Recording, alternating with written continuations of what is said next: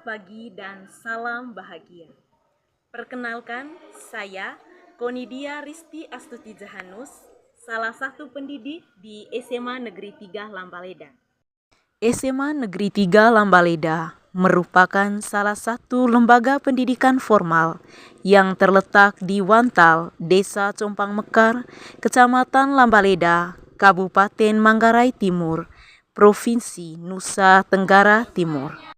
Selama proses pembelajaran, seringkali peserta didik terlihat kurang fokus dan malas.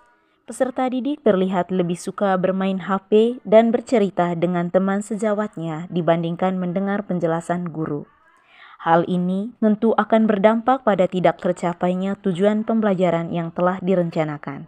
Sebagai seorang pendidik, saya tergerak untuk memperbaiki proses pembelajaran agar menarik dan menyenangkan bagi peserta didik menggunakan pembelajaran berdiferensiasi berbasis AI. Namun, ada pula tantangan yang saya alami dalam menghadapi permasalahan tersebut, di antaranya peserta didik memiliki keberagaman latar belakang.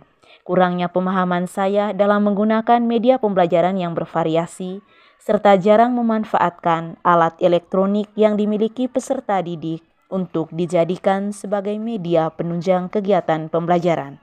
Untuk mengatasi permasalahan tersebut, saya melakukan diskusi dengan rekan sejawat. Selama proses diskusi, kami saling bertukar pendapat dan pengalaman. Adapun masukan dari rekan sejawat, yaitu memanfaatkan teknologi dalam membuat media pembelajaran, sehingga menyenangkan bagi siswa. Adapun tahapan yang saya lakukan dimulai dengan yang pertama, mengidentifikasi kebutuhan belajar siswa. Pada tahap ini, saya melaksanakan asesmen diagnostik non-kognitif untuk mengetahui gaya belajar siswa, dan asesmen diagnostik kognitif untuk mengetahui kemampuan awal siswa. Asesmen diagnostik ini saya lakukan dengan memanfaatkan fitur Google Form. Dari hasil analisis diperoleh 5 siswa dengan gaya belajar visual, 8 siswa dengan gaya belajar auditory, dan 4 siswa dengan gaya belajar kinestetik. Sedangkan untuk kemampuan awal diperoleh nilai rata-rata kelas sebesar 27,53 dan masuk dalam kategori belum paham. Tahap membuat desain pembelajaran. Pada tahap ini, saya menentukan materi ajar yang akan dibahas, kemudian menyusun modul ajar berdiferensiasi, membuat media pembelajaran interaktif dengan memanfaatkan AI, dan menyiapkan berbagai media lainnya yang menunjang metode yang akan saya gunakan dalam pelaksanaan pembelajaran. Tahap pelaksanaan pembelajaran. Pada tahap ini, hal pertama yang saya lakukan yaitu menyampaikan salam pembuka. Lalu saya mengajak peserta didik untuk berdoa bersama sebelum mengawali kegiatan pembelajaran. Sesuai dengan profil pelajar Pancasila, beriman, bertakwa kepada Tuhan Yang Maha Esa dan berakhlak mulia. Selanjutnya saya mengecek kehadiran peserta didik untuk mengetahui peserta didik yang terlibat selama proses pembelajaran. Untuk memacu semangat dan antusias belajar peserta didik selama proses pembelajaran, saya mengajak peserta didik untuk melakukan ice breaking terlebih dahulu.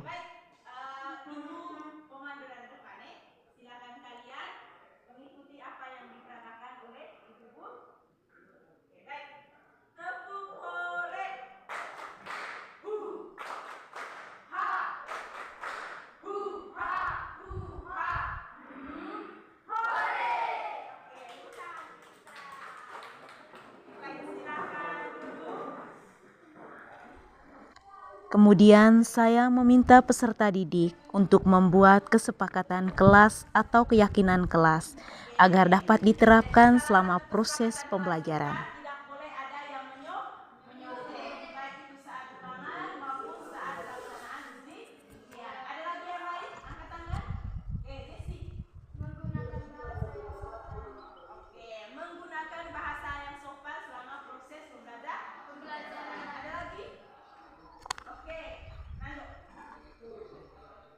Sebelum masuk pada kegiatan inti, saya memberi apresiasi kepada peserta didik dengan menampilkan gambar kegiatan pengukuran dalam kehidupan sehari-hari.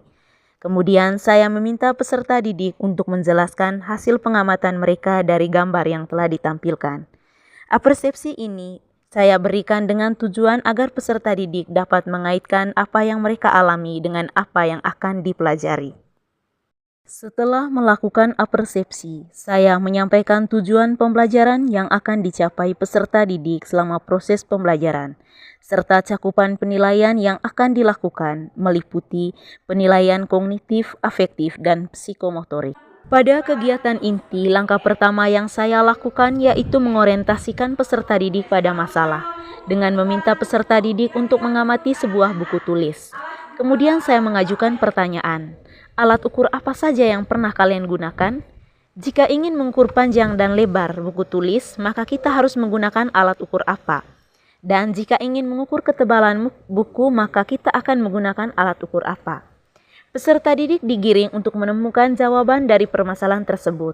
Hal ini sesuai dengan profil pelajar Pancasila, yaitu bernalar kritis. Agar peserta didik dapat memecahkan permasalahan tersebut, saya membagikan peserta didik dalam kelompok. Berdasarkan hasil analisis diagnostik non-kognitif, peserta didik dibagi dalam 4 kelompok. Satu kelompok untuk gaya belajar visual dengan sumber belajar yang digunakan buku paket, bahan ajar, dan internet. Hasil penyelidikan mereka dituangkan dalam bentuk peta konsep menggunakan aplikasi Canva dan Wordbell. Untuk gaya belajar auditory, peserta didik dibagi menjadi 2 kelompok dengan jumlah masing-masing kelompok sebanyak 4 orang. Peserta didik pada kelompok ini akan menggunakan video pembelajaran sebagai sumber belajar. Mereka akan mengamati tayangan pada video pembelajaran, kemudian mencatat hasil pengamatan dalam bentuk ringkasan. Lalu membuat kembali video pembelajaran berdasarkan hasil pemahaman dan ringkasan yang telah dibuat menggunakan aplikasi Canva dan Inshoot. Hal ini bertujuan agar peserta didik dapat dengan mudah mengingat dan mempelajari kembali video pembelajaran dari materi yang telah dibuat. Sedangkan pada kelompok belajar kinestetik, peserta didik akan menggunakan alat peraga sebagai sumber belajar. Pada kelompok belajar ini, peserta didik diarahkan untuk melakukan kegiatan praktikum dengan mengikuti pedoman pada LKPD yang telah saya bagikan. Hasil karya dari kelompok belajar ini disajikan dalam bentuk laporan yang didesain menggunakan aplikasi Canva agar menarik untuk dipelajari. Kegiatan ini bertujuan untuk mengaktifkan peserta didik dari segi kinestetik tangan dan mata serta kecepatan berpikir secara dinamis. Selama proses menyelesaikan proyek, saya berkeliling di tiap-tiap kelompok untuk membimbing peserta didik ketika menemukan kesulitan. Tahap selanjutnya adalah mengembangkan dan menyajikan hasil karya. Pada tahap ini, peserta didik mempresentasikan hasil karya atau proyek yang telah dibuat di depan kelas. Disinilah terlihat diferensiasi produk yang dihasilkan oleh peserta didik, seperti peta konsep yang dibuat menggunakan aplikasi Canva, video pembelajaran yang dibuat dengan aplikasi Inshoot, dan laporan hasil praktikum yang didesain dengan menggunakan aplikasi Canva. Setelah melaksanakan presentasi kelompok, langkah selanjutnya melakukan evaluasi dengan memberikan post-test kepada peserta didik untuk melihat tingkat keberhasilan dari penerapan pembelajaran yang telah dilakukan. Setelah melaksanakan evaluasi, saya mengajak peserta didik untuk membuat kesimpulan dari kegiatan pembelajaran dan melakukan refleksi secara bersama-sama. Dari praktik baik yang telah saya lakukan ternyata berdampak positif bagi peserta didik, rekan sejawat, dan saya sendiri. Hal ini terlihat dari hasil post-test peserta didik diperoleh rata-rata kelas sebesar 78,82 dan peserta didik terlihat lebih antusias dan aktif dengan inovasi pembelajaran yang saya lakukan. Untuk rekan sejawat telah menjadi fasilitator dalam proses pembelajaran, sedangkan untuk saya sendiri menjadi lebih terampil dalam menggunakan media pembelajaran yang bervariasi, serta mampu memanfaatkan alat elektronik yang dimiliki peserta didik sebagai media penunjang kegiatan pembelajaran. Selain itu, saya lebih memahami bahwa peserta didik memiliki keunikan dan karakteristiknya masing-masing, sehingga diperlukan desain pembelajaran yang sesuai dengan kebutuhan mereka. Kegiatan pembelajaran yang sudah kami laksanakan pada hari ini sangat menyenangkan dan membuat kami aktif dalam pembelajaran. Selamat pagi, saya rekan sejawat dari Ibu Ani. Pembelajaran yang sudah dilaksanakan oleh Ibu Ani menggunakan pendekatan diferensiasi berbasis AI berjalan dengan bagus, di mana saya melihat siswa sangat antusias dan aktif mengikuti pembelajaran. Demikian praktik baik yang telah saya lakukan. Terima kasih.